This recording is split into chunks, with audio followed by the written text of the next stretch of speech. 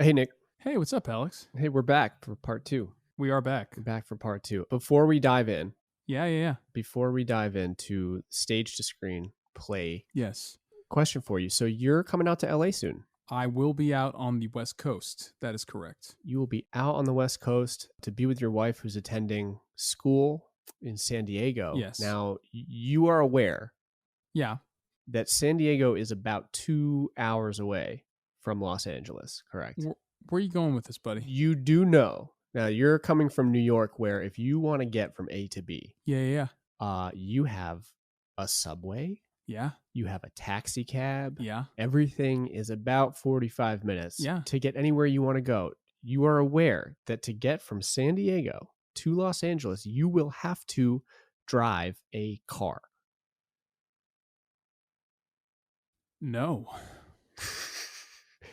And I seem to remember that you don't know how. I don't. Ooh, know he's how. sensitive. That's No. There's no sensitivity. There's no sensitivity here. There's no sensitivity here, Alex. Here's what I want to say to you. Yeah, I will have to drive at some point. And I do want to learn how to drive. I do want to get and granted, here's what I'll also say. I do know how to drive. I don't have a license. I never got a license, but I do know how to drive. So I will make that distinction. But I want to say this.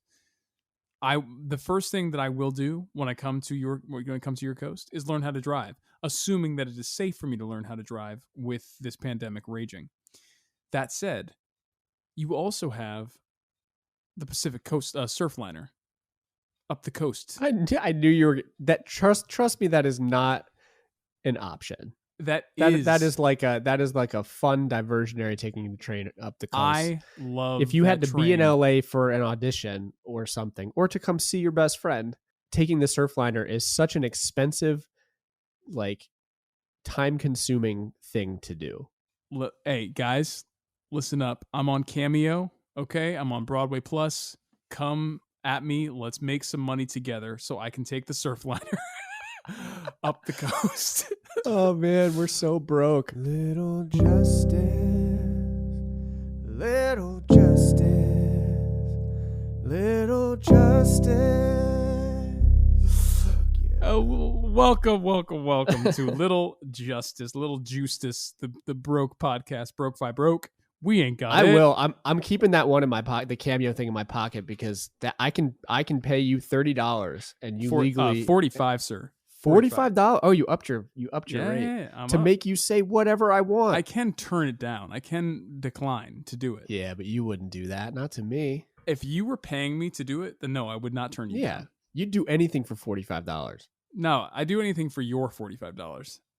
That's you fair. Specifically. That's like 20% of everything that I've got. Mm-hmm.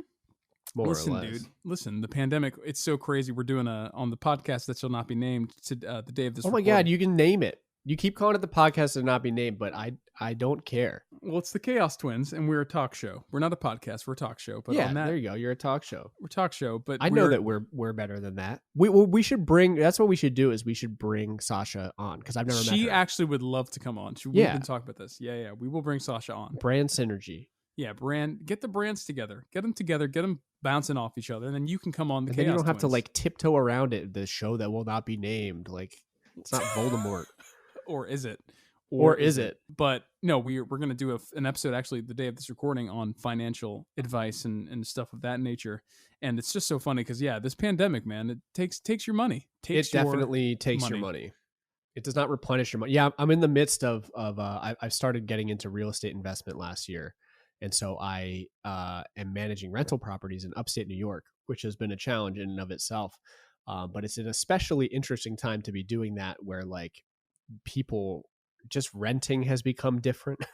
The expectations of things and rent price. It's been a real adventure. It started crazy and then COVID happened and now adventures in babysitting, dude. It's real. But we are back with part 2 of our stage to screen adaptations. Our favorite stage to screen adaptations. The stage play is this one. This episode. And we are very excited. I actually love I love stage plays that have been turned into movies because there's so many that we actually don't think about. there's so many movies that come from plays. There are a lot. There's a ton, and there's the movies that are publicized that they came from a play, and then there's the movies that aren't. You know what I mean? Like, I don't think when Closer came out, I don't think that was ever publicized. Closer was a play? That's exactly what I mean. Yeah, Closer was a play. Patrick Marber. Wow.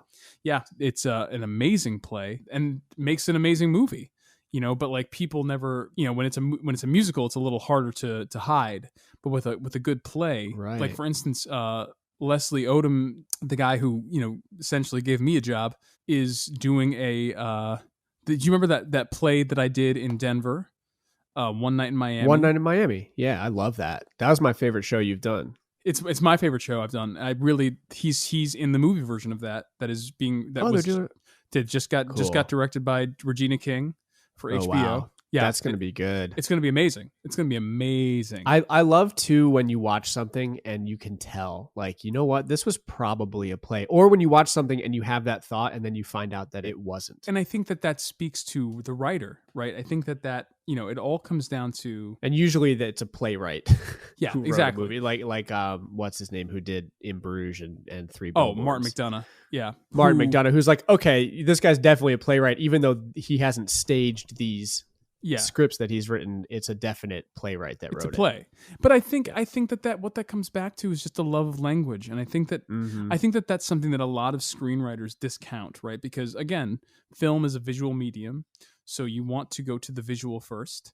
But we sometimes can get bogged down in the fact that, like, good dialogue can take care of so much of, you know, of a film, and it doesn't have to be overly used dialogue, but just like solid, good dialogue. Like I think about The Wire, which is not a film, right? But The Wire was famously... To say that you think about The Wire is the understatement of my life. I think about The Wire. You don't think about anything but The Wire. I really do. I love The Wire so much because it's the best piece of writing on TV, I think, in the past 10 years, 15. I'm going to try again. I have a confession, is that I've never made it past late second season of The Wire. That's as far as I can get. You got to keep going. If you need more action in your TV show, not the show for you. Like, if it really is not the show where you sit back and you're entertained. It is the show that if you watch even 4 episodes in, there are payoffs because it is all callbacks. It is all prophecies coming true, things that were subtly set up that all of a sudden blossom. But none of it is hitting you over the head. It is very much like the slowest of slow burns. But like once you get revved into it, like by the 3rd season, you're just cooking with gas, because it's like now we're going back to things that happened in 1 and 2, and you know it's freaking beautiful. But all that to say, the dialogue is probably my favorite thing about The Wire. And that dialogue was all written by... I mean, I assume that's why you love The West Wing also. That is exactly why I love The West Wing. I love Sorkin. I love David Simon. I love David Milch, who wrote Deadwood. Anyone who can just do things with words. I just think that we get so afraid sometimes of using words in film. And I think that words are powerful, always. Well, there's that old adage, I don't know, show don't tell. Yep. Right. Yep. And so you get, and they certainly teach you this in film school. And the whole thing is like, if you don't need to use words, then don't use words. And I think that can be true in many situations, but I think that there is also an art form to the song and dance of conversation. Yeah. Or even monologue, which is just conversation with the self. Right. Exactly. And even if it's flowered up, even if it's not realistic, if it's not how someone would actually speak, there's a real, art form to appreciate in that. And I want to push up against this because, again, I think even if you're going for quote unquote realism, none of this is how someone would actually speak. No. Do you know what I mean? Like we are giving you, when you are writing a script, play script, movie script, whatever, you are giving us the best hits, right? You are literally going through, and like the thing that would take the normal person 5, 6, 7 tries to get right, you are putting it down on the page as their number 1. Yeah. Do you know what I mean? So there's nothing natural about this. So I always, whenever I hear that concession, I'm like, throw that out the window. Do you know what I mean? Like, we are talking about a heightened reality, no matter what your story is. And the only choice that you have is, are you going to be blatant about that heightened reality or not? I think that's what I hear when I hear realism or not. And I think that if we're talking about these writers, I think that the way that dialogue can be a misdirection, it can be show don't tell, because I think that good dialogue, you can learn something about the characters and they can talk about things that have nothing to do with plot. Again, going to go back to my boy. Who's my boy, Alex? Tarantino. Quentin Tarantino. Some of his best dialogues are when you have characters, he drops you in the middle of a scene and the characters are talking about things that ostensibly have nothing to do with the movie, that are just like their favorite song on the radio, or this meal that they had the other day, or just these random things, but that teach you about character without telling you character. Yeah. I got a really good note on a script a long time ago. It was early on. I hadn't written much. And the note was that the dialogue I was writing, the characters are saying too directly what they're feeling. Yeah. Like, people don't talk like that. Real people, they lie, they misdirect, they talk about other stuff, they deflect. Real good dialogue doesn't actually say what it's saying at all. Right? There's something else that then the actors can take and work with it and bring it to a new level when they perform it. And there's whole depths to simple words. Well, and think about it this way. It's like, again, you want to talk about show don't tell. If you allow the characters to pull you in, it comes down to, can I hear you writing this? Or is this the character speaking? Is this Alex speaking or the character? Alex, the writer, wants you to know that Johnny feels sad today, right? So he says, I feel sad. And that's Johnny's line. But how would Johnny do that? Johnny would come into the kitchen and maybe he picks, he makes himself some toast, but like maybe the toaster's broken, so he has to hit it 1 or 2 times. He, maybe his wife's looking at him a little weird. Like there's so many ways to say that. And then in his dialogue, maybe his dialogue is terse. Maybe he's like, speaking in like 3-word sentences that day. He doesn't really want to talk to somebody that day. That tells you that Johnny is sad without ever saying, I am sad today. Yep. Even going back to Shakespeare, thinking of a sad character, Antonio in The Merchant of Venice, his first line is, in sooth, I know not why I am so sad. He doesn't say I am sad. The first thing he says is, I don't know why I'm sad. So already he's made it active. Already we're not worried about the actual emotion. He's on a pursuit to find out why. So even that is misdirection. And I think it's all just applicable to writing, to writing 101, just show, don't tell. But I think you can do that with words. And I love stories and plays, especially stage to screen, that do that. So yeah, man, do you want to go first? Because I feel like this is one where we probably didn't choose the same one. The chances are a lot slimmer, especially because you kind of just have a broader knowledge of these things. Sure. I couldn't think of a ton, because my mind does immediately go to like Martin McDonagh, to things that are play-like, but maybe not even from stage, and things I definitely haven't seen. But there is one film that stuck with me since I saw it when it came out. And I knew when I saw it, it was based on a play, and I would love to see it staged. Yep. And so to me, and honestly, it relates to last week's topic of musicals and what makes an effective musical. Something very, very important to me is clarity of tone and clarity of theme more than tone. I want to know from the get-go, what is this about? Yep. And then I want to see a master crafting a story that sticks to that theme and explores that theme with clarity and presence and power, so that you can, there is nothing wasted. Every scene, every character, every interaction is saying something. Even the name of this show is the theme, and it starts off exploring it and it doesn't stop the whole time. Oh, good for you. I love that. Great pick. So we open in 1960s Bronx. This is New York. It's an early morning. A boy is getting ready to go to school. He gets up, he goes out, passes people on the street. He goes to a Catholic school, and they have morning, he's an altar boy. He gets ready, meets his friend, who's also an altar boy. You go through the sermon. The father gets up and he asks, what is doubt? That's the topic of my sermon today. Last year, when President Kennedy was assassinated, who among us did not experience the most profound disorientation? Despair. Which way? What now?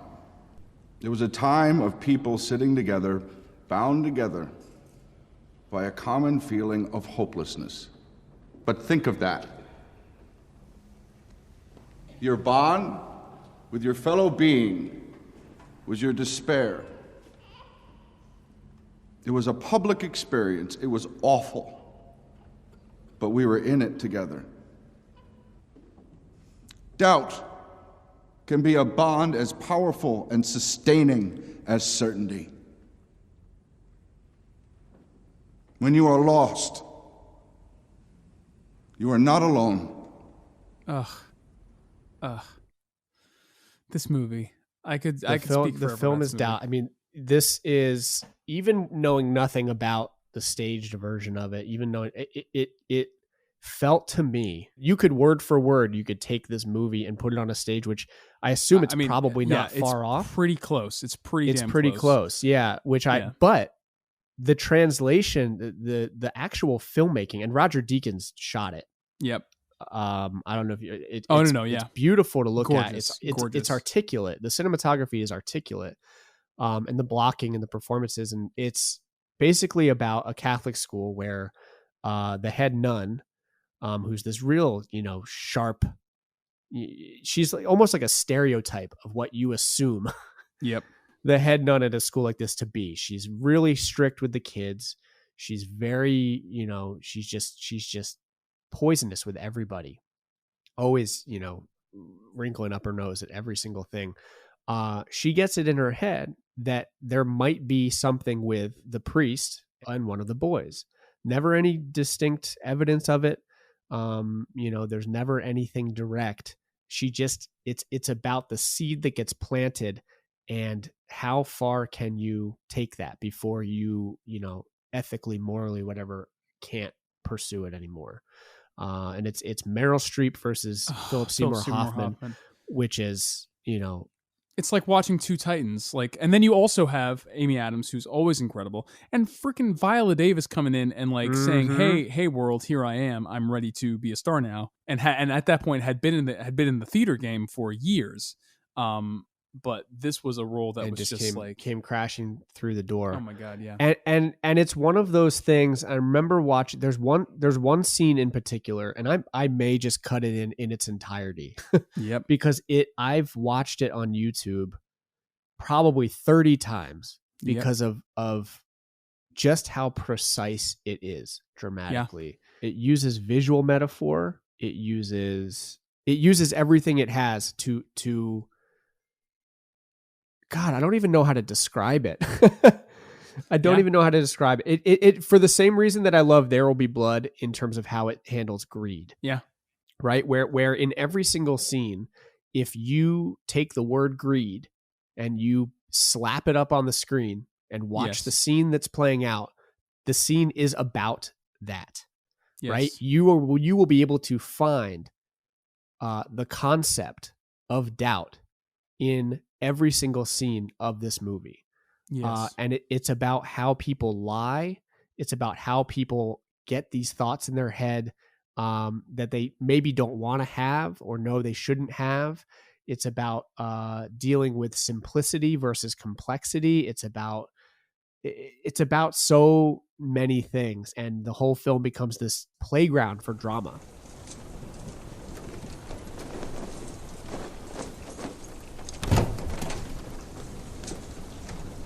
Now come in. A third party would be required. Yeah, what was Donald's mother doing here? We were having a chat. About what? A third party would truly be required. No, sister, no third party. Me and you are due for a talk. You have to stop this campaign against me. You can stop it. At any time. How? Confess and resign. You are attempting to destroy my reputation. Who keeps opening my window? What are you doing in this school? I'm trying to do good. Even more to the point, what are you doing in the priesthood? You are single-handedly holding this school and this parish back.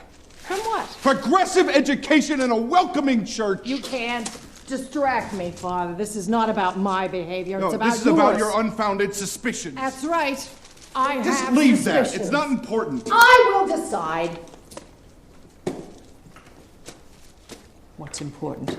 Funny story. So Sarah, Moonstruck is one of Sarah's favorite films, which was written and directed, or no, not directed. Written. Not directed, but certainly written, directed by Norman Jewison, but written by John Patrick Shanley, for which he won an Oscar. I think he did. In fact, they screened Moonstruck at the Museum of the Moving Image, and then there was a talk with John Patrick Shanley afterwards. Now, I have never seen John Patrick Shanley in person. I've seen so many of his plays. I doubt, obviously, Danny and the Blue Sea, really, especially like when you're studying theater, like you get thrown a lot of John Patrick Shanley.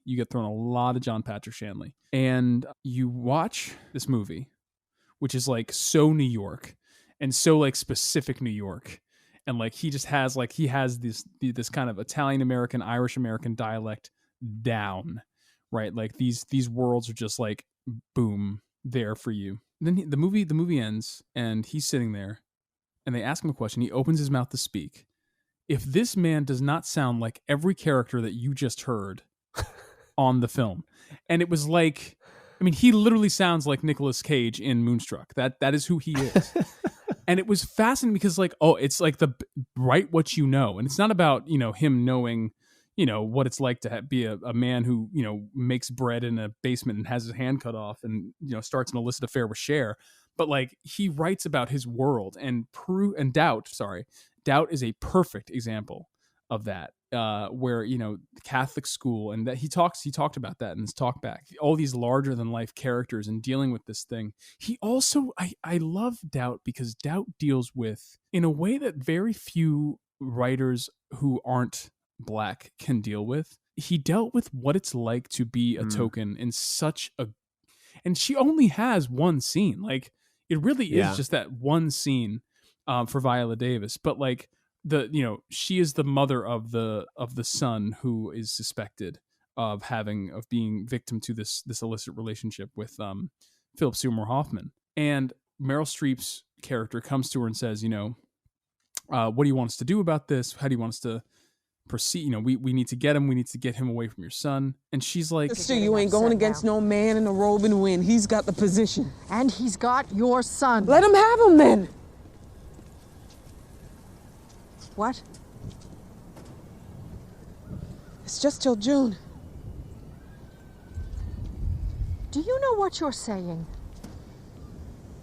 No more about it than you. I believe this man is creating, or may have already brought about, an improper relationship with your son. I don't know. I know. I am right. Why you gotta know something like that for sure when you don't? What kind of mother are you? Number one, there's a sense that she knows that he is different. And by different, like that she knows that he is probably gay.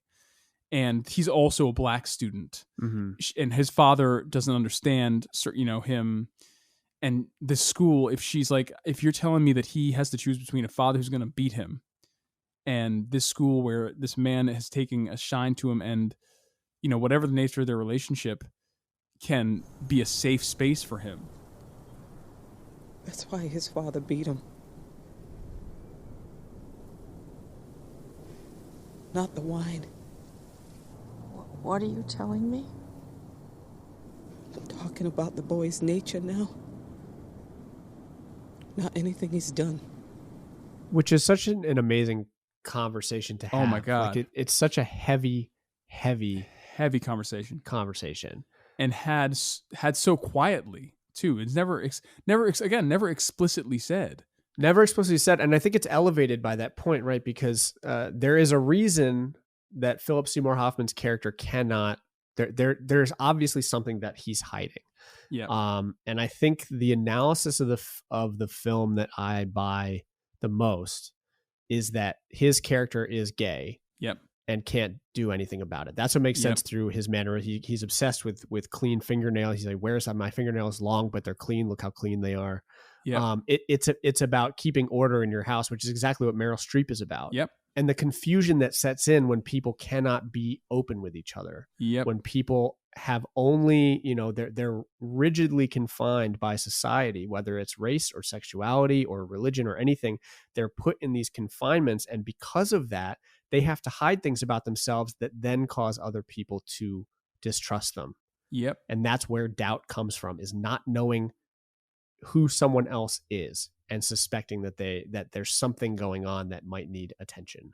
Yeah, really, it really is just a beautiful exploration of that theme and takes you down the rabbit hole. And again, can't speak enough about Meryl Streep. I look at young Denzel, and you see just an incredible work with him. But in terms of somebody who has sustained and has only gotten better as they've gotten older, Meryl Streep is it. I'm sorry. Daniel Day-Lewis, like, you can say Daniel Day, and Daniel Day is incredible, but he also, I think that Daniel Day kind of like, not that there's a cheat to Daniel Day, but I love Daniel Day, but Daniel Day makes a movie every 10 years. Do you know what I mean? Yeah. Like, he has time to sit. It's a whole different thing. Meryl Streep is a master of her craft. Yeah. Daniel Day is almost a freak. he's just like, he pops in when he wants to, and he does an amazing job, and then he leaves. He's not concerned about finding the next great thing and beating it to death and creating something out. Like, Meryl Streep will finish a movie and she'll go straight on stage, and she'll finish a play and she'll go straight back to movies. And she's like, she just loves working. And that's the thing. Like, and you see her, I'm sorry, I have never seen a Meryl Streep performance that I didn't like. I saw Mamma Mia because Meryl Streep was in it. And she was like, great. She was great. She was fun. She was having fun. Like, it's just somebody who truly, clearly enjoys what they do. Yeah. And loves that play of what they do. And, from somebody who started as like this small supporting character in Deer Hunter to where she is now. Right. It's just like, and before Deer Hunter, she was doing New York theater for years. And yeah, it's just like, wow, it was interesting to me. I was very excited when the film version of August Osage County was coming out. Yeah. Because the stage version was so phenomenal, and it's Meryl Streep and it's all this stuff. I was a little disappointed by that. I heard that one didn't come out so great. It didn't. And I think that can be a problem with translating stage to screen, is like, if you're not doing anything new with it, if you're not using the tools at your disposal to maximize everything, then you're doing it wrong, right? You can't just assume it's going to work. Yeah. I watched a movie recently. I can't remember what it is. And the reaction I had was, that was pretty good, but you could have anybody direct that and it would look the same way. Yes. Right. This could have been, it was like somebody took a good script and they just did the work, and then it came out the other end with no voice, with no flavor, with no style, with no, deeper anything like that. I think Doubt seems like a movie. And again, I haven't seen the stage version, but it seems like a movie where they really dug into what it was about, and they cared very, very much about creating the world and creating the characters and being real, and knowing the limitations of the screen too. Remind me, do you ever leave the church in Doubt? You're pretty much always on the grounds. Pretty much, or outside the grounds. I mean, the film starts in the kid's house and walking down the street, and you get within the periphery, but most of it, takes place in or around. Yeah. So, it really, it's amazing. So, Doubt. You haven't the slightest proof of anything. But I have my certainty. And on with that, I'll go to your last parish. And the one before that. If necessary, I'll find a parent. Trust me, Father Flynn, I will. You have no right to act on your own. You have taken vows, obedience being one. You answer to us. You have no right to step outside the church. I will step outside the church! If that's what needs to be done, though the door should shut behind me, I will do what needs to be done. Though I'm damned to hell. You should understand that, or you will mistake me. Doubt. I don't doubt that you will love this movie. I don't doubt it. I don't doubt it. Go watch it. And R.I.P. Philip Seymour Hoffman. Let me tell you, loss. That's another one who I think is, and I all the way back to Twister, when he was playing Dusty, the crazy storm, like, love just that. somebody who just clearly loved the work. And he was one of those actors when he died that my mom called me up and she's like, I know he meant something to you. And like, his work was just always everything that I wanted to do. I just thought he was just magnificent. I mean, someone else who just really who pays attention, who's there to get dirty, who's there to like Get really do the work, do the job. Yeah. The only time I ever saw him in person was at school in New York, because he lived around NYU. Yeah, he lived right there. And he would just walk around the streets. He was like in sweatpants. It was like November, and he would just walk. His hair's going in 18 different directions. He's just big, baggy shirt and these sweatpants and sneakers, looking like a homeless person, probably just going to work. Yeah, just chilling. I got a chance to well, actually didn't get to see it. Oh my God. But I wanted to see. He did a production of Othello at Skirball, at NYU Skirball. It was him and John Ortiz as part of, I think it was part of the Labyrinth Theater Company. And I would have killed to see him as Iago. Jeez. I feel like his Iago would have been just stellar. Yeah. Philly Seas, we love you and thank you for everything you left us. You're incredible. But yeah, man. And another Philip Seymour Hoffman film dealing with theme is The Master, which watch that if you haven't, because that's another very poignant, where you can tell he knows what that movie's about and he's doing everything he can to get it out. Yeah, it really, he incredible. Is, again, just a gift of an actor, and just anything you watch him and Capote, I know everybody loves Capote, but Capote. That is truly the tip of the iceberg. For Philip Seymour Hoffman. All right, ladies and gentlemen, we're going to take a quick advertisement break to pay for things, but when we come back, we will have some money movie choices for you. We will be right back after these messages. Okay, so my movie that started as a play is definitely different than Doubt, but also when you're talking about a movie that zeroes in on a theme and then just goes for that theme, this movie certainly does that. Doesn't put the theme in the title, but from the very opening, you understand what this movie is. Watching it, I'll say this. So the first way that I was going to go with this was Amadeus. And we will talk about, I will bring Amadeus into this at some point in the future, because I will look for it. I love Amadeus. I also love Amadeus because, funny fact, so Tom Hulse, who plays Amadeus, is the lead producer on Ain't Too Proud on Broadway. Oh, no way. So whenever, and I haven't even told him this yet, but when this, like we talked about, Ain't Too Proud was my first big lead on Broadway, and I cannot wait to go back at some point. But your first 2 weeks leading a Broadway show, especially when you're coming in as a replacement, are insane, because everybody is trying to get used to you, right? The whole building has functioned around how a certain person's rhythm has gone, and now that rhythm has changed, and they're all trying to figure out, okay, what's your rhythm? And because you are the number one, it all goes from the top down. So I'm getting, literally at every half hour, I'm getting sound techs in there saying, can you do this a little louder? Can you do this a little quieter? I'm getting, hair and makeup people in there, like asking me how I want my makeup today, or how I want my hair today, or whatever. And then for about 3 weeks straight, I would have Tom Hulse come into my room and just sit down, and Tom Hulse and Ira Pittleman, who are the producers, and I'm not just saying this because it's the show that will employ me when this pandemic is over. They are two of the best producers on Broadway. I have yet to look that man in the face and be like, sir, I need you to know that your performance changed my life. I have not said that to him. And I don't just mean Amadeus. I also mean the Hunchback and Hunchback of Notre Dame.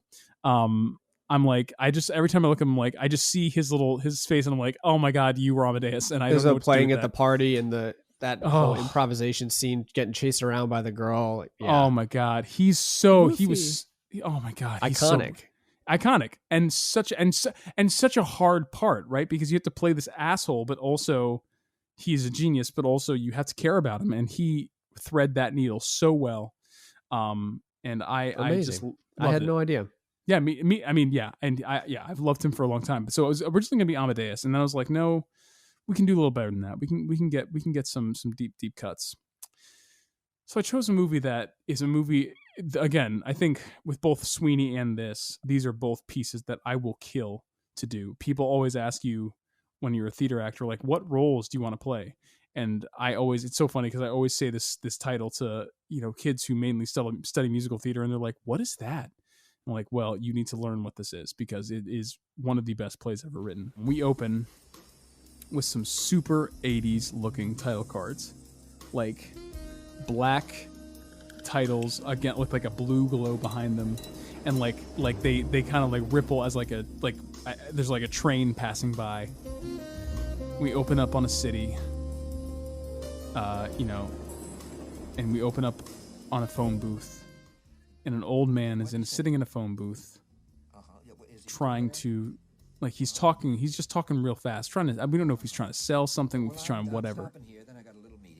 And there's just a look of just forlornment on his face, and then Ed Harris gets into the phone booth next to him, and he's selling some things, and then they're like, "Are you going to the meeting? What meeting?" They have a whole conversation about the meeting. And we show up at the back of their office, and there's a stacked cast. Jack Lemmon is the old man. We have, like I said, Ed Harris. We have Kevin Spacey before we knew Kevin Spacey's past. We have I was about to say Alan Alda, but it's oh my God, why am I forgetting Alec Baldwin? No, well, Alec Baldwin is there. He's pacing. But the actor that I'm talking about is, of course, Alan Arkin. Alan Arkin. The people in that room are Jack Lemmon, Alec Baldwin, Ed Harris, Alan Arkin, Kevin Spacey. And Alec Baldwin is pacing. He's like, "Are they all here? Because I'm going to go." And they're waiting on one more. He's like, "No, I'm going anyway." And he rips into this speech about how these guys are pathetic and how they need to always be closing. And that is, of course, Always. Glengarry Glen Ross. Let me have your attention for a moment. Because you're talking about what? You're talking about bitching about that sale you shot. Some son of a bitch don't want to buy land. Somebody don't want what you're selling. Some broad you're trying to screw, so forth. Let's talk about something important. Are they all here? All but one. Well, I'm going anyway. Let's talk about something important. Put that coffee down.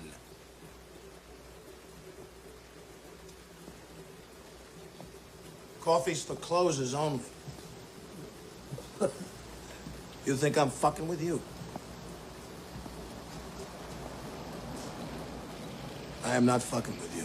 This movie is heartbreaking in a way that I had forgotten. I had forgotten how messed up this movie is. And I love, so a lot of people don't like Mamet as a writer. I love Mamet. People think that his writing is too robotic. He very much writes for rhythm, and he writes it, his theory, or he's very famous for what his theory is purported to be, which is like, just say my words and they will work. Don't act these things, just say the words. And truthfully, if you just say the words, they will work. The words are powerful, and he uses a lot of repetition, and he used a lot of like broken sentences. Characters do not use pronouns often. They just jump right in the middle of the line, and it's all to give you a sense of quickness, right? He's writing about dirty, dirty, dirty people. That watch costs more than your car. I made $970,000 last year. How much you make? You see, pal, that's who I am, and you're nothing. People who are like on the grimy side of life.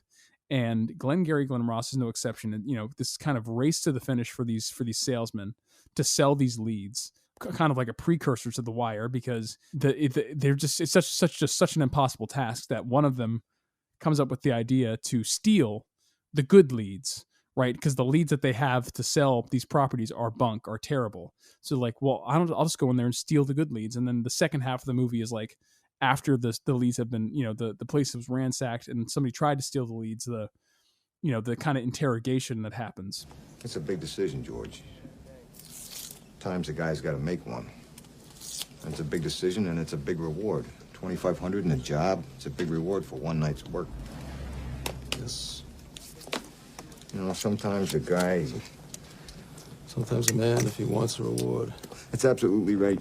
But it is truly just like a playground for these actors to go to town. And it really is heartbreaking because you just see what just like the American ideal yet again does to the psyche. these guys are broken down. They are truly broken, and they are racing, and they are trying anything they can to get these leads, and famously the Alec Baldwin opening monologue is actually not in the play. You never see Alec. Yeah, it's not in the play. It was subsequently added to the play after the movie, but like even then, like a lot of productions that I've seen still don't use it, but it is so necessary. Interesting. Yeah, I figured that's like the whole point. It sets up the stakes perfectly.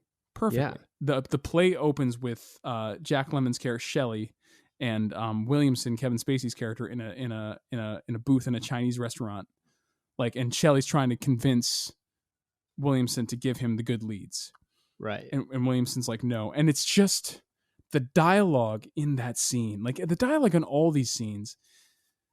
I mean, it's just heartbreaking. It's just crazy. Shelley. Yeah. You ready to do or die tonight? Oh, yeah, always ready, John. Always ready, John. And one thing, we were talking about the leads. I understand we got some new ones. Yeah, that's what we're going to talk about at the meeting. We are. Because I'm running into a little bit of a snag. Yes, I've seen your sales figures. That's the leads, John. You give me a better lead. That's what we're going to be talking about tonight. A personal bind. You understand? Personal problems. I could use a leg up. After the meeting. I hear the new Glengarry leads. After the meeting, Shell. Well, so in terms of the translation from stage to screen, what do you think, besides Alec Baldwin's monologue, what do you think the movie did that enhanced or brought out differently the story? Gave it more locations. You're able to see more of the space. So the play literally just takes place. Act 1 is three scenes in the same Chinese restaurant. Act 2 is the office after it's been ransacked. That's it. The movie allows you to see the street outside the Chinese restaurant, the train overhead. You just get a sense of the world for these guys. It allows you to make home visits, right? Jack Lemmon goes to somebody's home and is like, let me try to sell you on this. So you're able to see them in action. So there's just a little more fleshed out. Like you end up, I think honestly, you end up caring about these characters a lot more than you do in the play. Because in the play, they're kind of just like these fast talking assholes. And in the movie, you really get there's a little more breath, and you get the time. And I'm going to go back to Jack Lemmon, because his performance in this movie is, it's pretty spectacular. It's, Al Pacino gets the accolades, and he got the Academy Award nomination for this. But let's not sleep on Jack Lemmon. The character of Shelley, who actually Al Pacino ended up playing in the most recent revival, is really like the kind of the Willy Loman of this group. Like, he is just the person who, if the play is about the American dream and what the American dream does to people, Shelley Levine is at the end of his American dream, and he is fighting with his last breath to hold on to any semblance of it. And Jack Lemmon imbues him with such, especially because it's Jack Lemmon. So already we're walking in, having our memories of this guy as just like a good old, good TV comedy. We love his work guy. Yeah. And to see him so broken, and to see him trying to keep that facade up, is just, your heart goes out. And when he's finally revealed, spoiler alert, when he's finally revealed as the guy who did Over the Office, the descent for him is so heartbreaking. It's at this moment where he thinks he's got Kevin Spacey's character beat. And then he says, he gets too cocky, and he says one wrong thing that lets Kevin Spacey know, oh, you're the guy that bumped off The Office. You are so full of shit. You robbed the office. Oh, sure. I robbed the office. Oh, sure. You asshole. What did you do with the leads? You want to go in there? I tell him what I know, he's going to dig up something. You got an alibi last night, Shelley? You better have one. What did you do with the leads? If you tell me what you did with the leads, we can talk. Yeah, well, I don't know what the hell you're talking about. If you tell me where the leads are, I won't turn you in. If you don't, I'm going to tell the cop you stole them. Mitch and Murray will see that you go to jail. Oh. Believe me, they will. Now, where are the leads? I'm walking in that door. You got 5 seconds to tell me, or you are going to jail. Yeah, I don't care. You understand? Yeah. Also, the other reason I chose this movie is because the most creative uses of the word fuck. I was wondering if you were going to bring that up or not. Yeah. No.